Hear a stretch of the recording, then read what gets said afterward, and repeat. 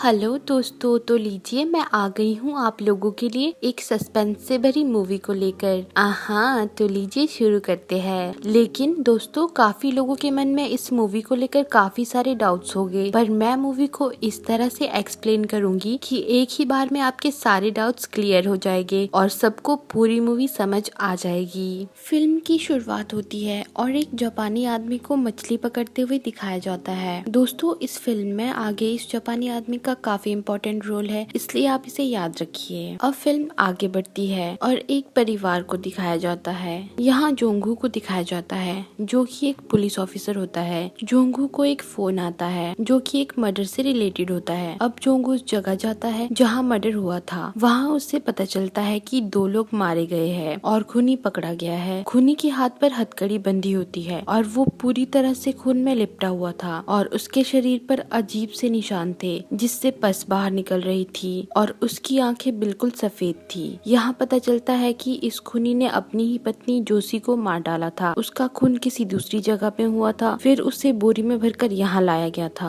अब सभी पुलिस वाले उस जगह पर जाते हैं जहाँ ये खून किया गया था। ये जगह बहुत अजीब दिख रही थी। यहाँ उन्हें जादू टोने तंत्र मंत्र से रिलेटेड चीजें दिखाई देती है। यहाँ जोंगू को कुछ सूखे हुए फूल दिखाई देते हैं जो धागे से बंधे हुए थे। अगला सीन पुलिस स्टेशन का दिखाया जाता है। यहाँ पर जोंगू का पार्टनर उसे एक शिकारी की कहानी सुनाता है। उस शिकारी ने जंगल के अंदर एक जापानी आदमी को देखा था जो कि बिल्कुल नंगा था और कच्चा हिरन का मांस खा रहा था और उसकी आंखें बिल्कुल लाल थी जैसे कि वो कोई शैतान हो। जोंगू का पार्टनर कहता है कि मुझे लगता है वही जापानी आदमी इन सब चीजों के पीछे है, पर जोंगू को उसकी बातों पर बिल्कुल भी विश्वास नहीं होता और तभी अचानक से पुलिस स्टेशन की लाइट चली जाती है और जोंगू को दरवाजे पर एक न्यूड लड़की दिखाई देती है। उसे देखकर जोंगू और उसका पार्टनर बहुत डर जाते हैं। जोंगू अपने पार्टनर को जाकर देखने को कहता है, पर अब उसे वहाँ पर कोई भी नजर नहीं आता। वो दोनों यहाँ बहुत डर जाते हैं और जोंगू के दिमाग पर ये सब चीजें बहुत बुरा असर करती है। अब अगली सुबह जोंगू को उसके घर पर दिखाया जाता है। वो सोते सोते जोर से चिल्ला रहा होता है। जोंगू को बुरे सपने दिखने लगते हैं। इसके बाद जोंगू अपने परिवार के साथ खाना खाता है। अब एक बार फिर से एक हादसा हो जाता है। एक घर में आग लग जाती है। जोंगू वहाँ पहुँचता है। वहाँ की हालत बहुत खराब होती है जिसे देखकर जोंगू भी डर जाता है। तभी उस पर एक औरत हमला कर देती है। उस औरत का नाम अजूमा होता है। उसके पूरे शरीर पर राख लगी हुई होती है जिससे वो बहुत ही भयंकर दिखती है। वहाँ जोंगू को बड़ी मुश्किल से उस औरत से छुड़ाया जाता है। जोंगू को वहाँ वो जापानी आदमी भी दिखाई देता है, पर जोंगू उस पर ज्यादा ध्यान नहीं देता। अब जोंगू को पुलिस स्टेशन में दिखाया जाता है। वहाँ उसे याद आता है कि जो औरत पिछली रात उन्हें पुलिस स्टेशन में दिखी थी वो अजूमा ही थी। ये बात वो अपने पार्टनर को भी बताता है और उसे भी वो औरत याद आ जाती है। अब वो दोनों और भी ज्यादा घबरा जाते हैं। आगे दिखाया जाता है कि अगले दिन अजूमा की भी मौत हो जाती है। उसे पेड़ पर लटका हुआ दिखाया जाता है।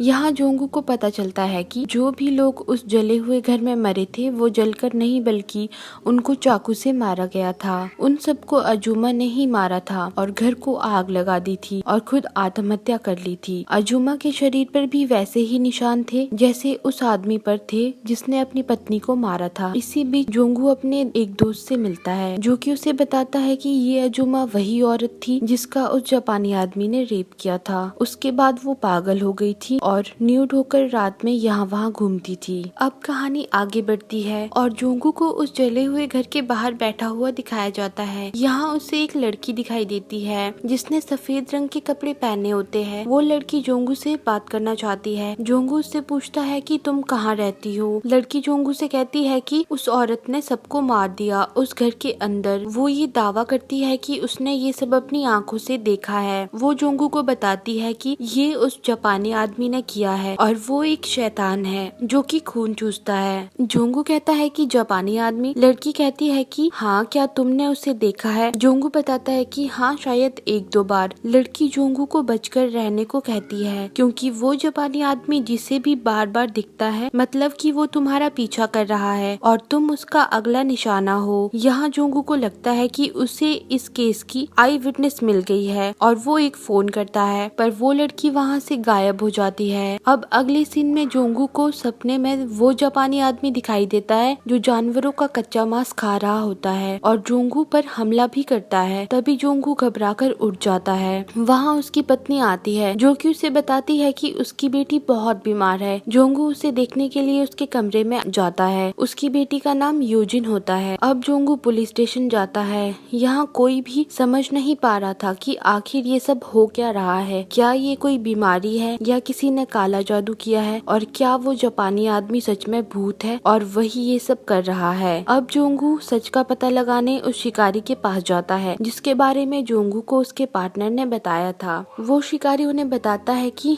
वो सारी बातें सच है और वो जापानी आदमी इंसान नहीं शैतान है। अब जोंगू डिसाइड करता है कि वो उस शिकारी की मदद से और अपने पार्टनर के साथ उस जापानी आदमी के घर जाएगा और उससे बात करेगा। जब वो जंगल में जा रहे होते हैं तब उन्हें वहाँ हिरन का आधा खाया हुआ शरीर मिलता है। तभी शिकारी उनसे कहता है कि देखा ना, मैं सच कह रहा था, और वो वहाँ से वापस लौटने की बात करता है। तभी वहाँ अचानक से बहुत तेज बारिश होने लगती है और वो शिकारी भागने लगता है। तभी उस पर बिजली गिर जाती है। जोंगू और उसका पार्टनर उसे लेकर हॉस्पिटल में आते हैं और इस हॉस्पिटल में वो आदमी भी एडमिट था जिसने फिल्म की शुरुआत में अपनी पत्नी को मारा था, और वो जोंगू के सामने बुरी तरह से उसी वक्त मर जाता है। जब जोंगू घर आता है तब उसे योजिन के चिल्लाने की आवाज सुनाई देती है। जोंगू उसके पास दौड़ता हुआ जाता है। तब योजिन उससे लिपट कर रोने लगती है और कहती है कि पापा उसे रोको, कोई अंदर आना चाहता है, कोई अनजान आदमी। फिर अगली सुबह उसे अजीब तरह से खाते हुए दिखाया जाता है। योजिन यहाँ बहुत सारी मछलियाँ खा गई थी जबकि उसे मछली खाना पसंद नहीं था। घर वाले ये देखकर हैरान हो जाते हैं। यहाँ जोंगू की माँ उससे कहती है कि इसे जरूर कुछ हुआ है और वो तांत्रिक को घर बुलाने की बात करती है।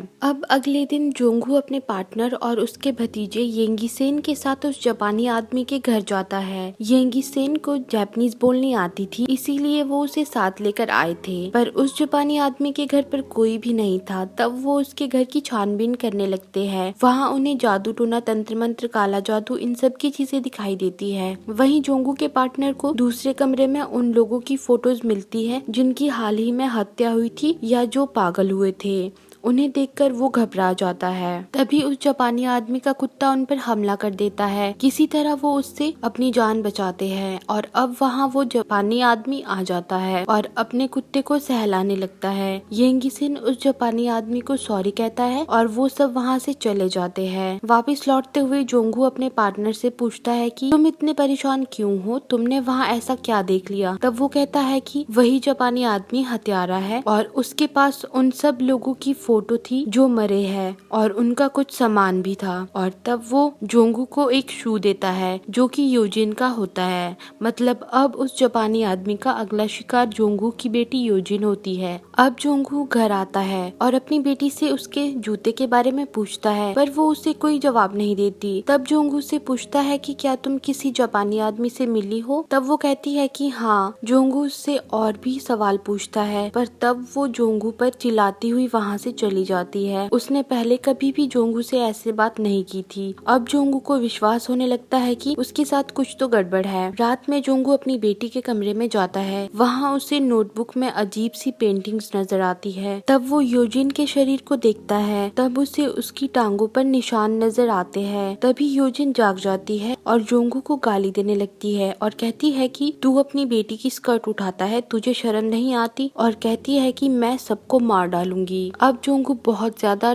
हर्ट हो जाता है और वो येंगीसेन के पास जाता है और उसे लेकर जापानी आदमी के घर जाता है और जापानी से उन फोटोज के बारे में पूछता है। जापानी उससे कहता है कि मैंने वो सब फोटो जला दी है और मैं अगर तुम्हें अपने यहाँ आने की वजह बताऊंगा तो तुम मेरी बातों का विश्वास नहीं करोगे। अब जोंगू बहुत गुस्सा हो जाता है और कुल्हाड़ी लेकर उस जापानी आदमी के घर को तोड़ने लगता है। इसी बीच जापानी आदमी का कुत्ता उस पर हमला कर देता है। उससे बचने के लिए जोंगू उसे कुल्हाड़ी से मार डालता है और जाते जाते जापानी आदमी को धमकी भी देता है कि जल्द से जल्द इस गांव को छोड़ दे, नहीं तो उसकी हालत भी उसके कुत्ते की तरह हो जाएगी। जापानी आदमी वहाँ बिल्कुल शांत खड़ा रहता है। अब एक दिन सुबह के टाइम कोई जोंगू के घर के बाहर मरी हुई बकरी टांग कर चला जाता है। जोंगू की वाइफ उसे देखकर जोर से चिल्लाती है, पर जोंगू अपने बिस्तर से उठ नहीं पाता। फिर उसे डॉक्टर के पास ले जाया जाता है और योजिन को वो लोग पड़ोसी उसके पास छोड़ते हैं। अब जैसे ही जोंगू को होश आता है तो वो फौरन ही योजिन के पास जाता है, पर वहाँ योजिन ने अपनी पड़ोसी को मार दिया था। अब उन लोगों को यकीन हो जाता है कि योजिन पर काला जादू किया गया है और वो तांत्रिक को घर बुलाते हैं। वो तांत्रिक अपनी झाड़ फूंक की प्रक्रिया शुरू करता है, पर उससे योजिन को बहुत तकलीफ होती है,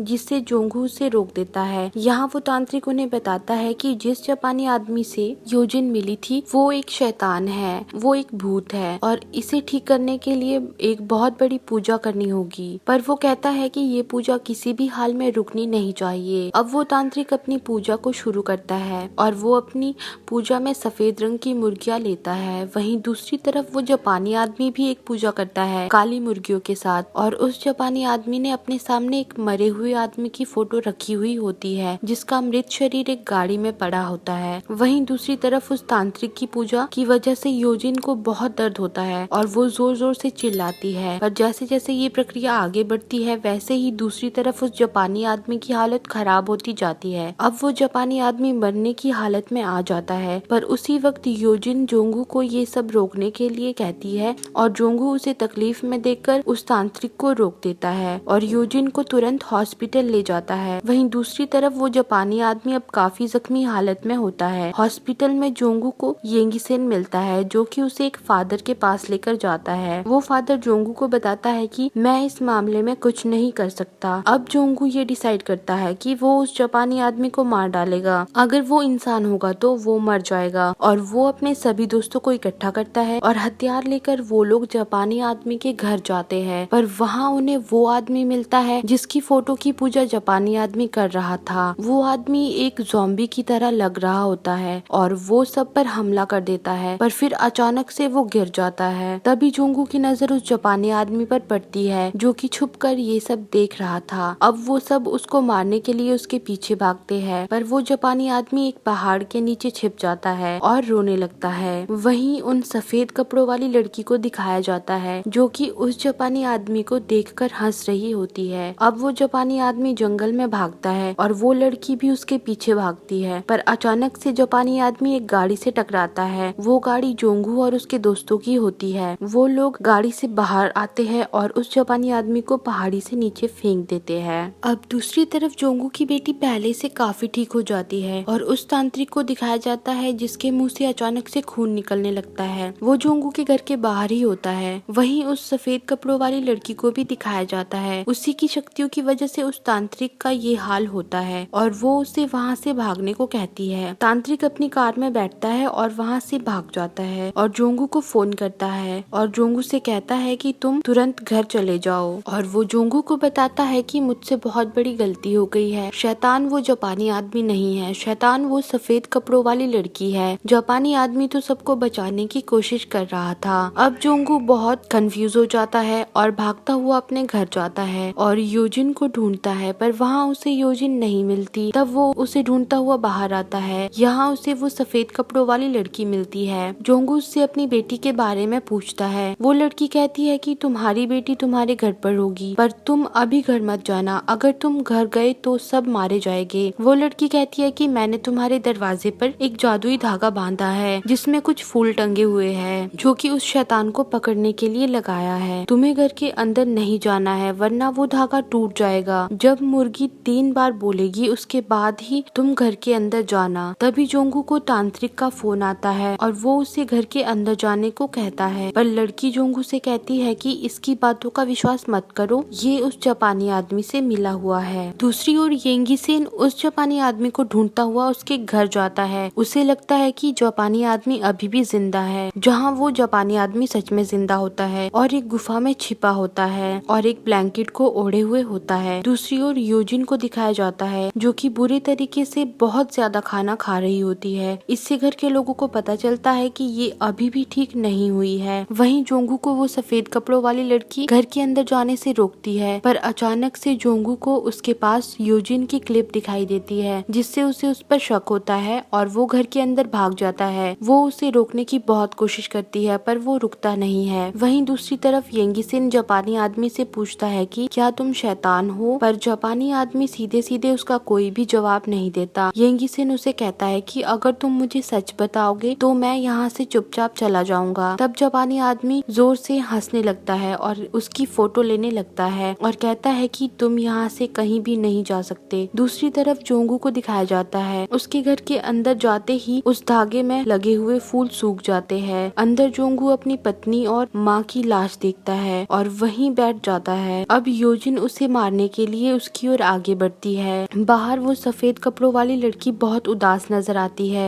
दूसरी तरफ वो जापानी आदमी अपने असली रूप में आ जाता है, अपने शैतानी रूप में, और येंगीसेन को कहता है कि क्या तुम्हें अब पता चला मैं कौन हूँ। अब अगली सुबह वो तांत्रिक जोंगू के घर जाता है। वहाँ योजिन बिल्कुल ज़ॉम्बी की तरह लग रही होती है और वो तांत्रिक सब मरे हुए लोगों की फोटो खींचता है, जिनमें जोंगू भी शामिल होता है। अब वो तांत्रिक अपनी गाड़ी की तरफ आगे बढ़ता है, जहाँ उसकी गाड़ी से एक बॉक्स बाहर गिरता है जिसमें उन सबकी फोटोज होती है जिनकी भी हाल ही में मौत हुई थी। इससे ये पता चलता है कि वो सफेद कपड़ों वाली लड़की सच कह रही थी और वो एक गुड स्पिरिट थी और वो तांत्रिक जापानी आदमी से मिला हुआ होता है और वो जापानी आदमी एक शैतान होता है और मूवी यही एंड हो जाती है।